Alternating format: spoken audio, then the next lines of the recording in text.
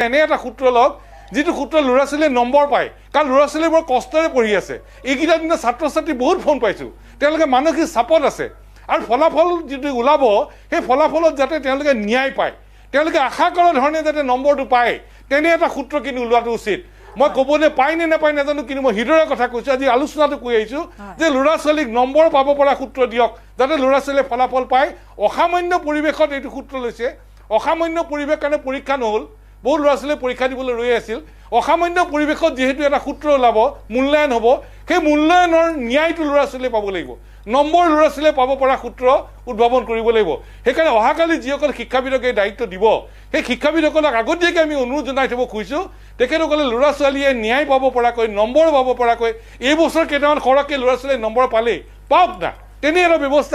ব্যৱস্থা কৰাটো উচিত আৰু তাৰপিছতো সেৱা আৰু হায়াৰ ছেকেণ্ডেৰী কাউন্সিল তেখেতসকলৰ বিষয়বিভাগসকলেও যথেষ্ট কষ্ট কৰিছিল এটা সূত্ৰ উলিয়াবলৈ তিনিটা ভাষাৰ তিনিটা ছাবজেক্টৰ সূত্ৰ উলিয়াইছিল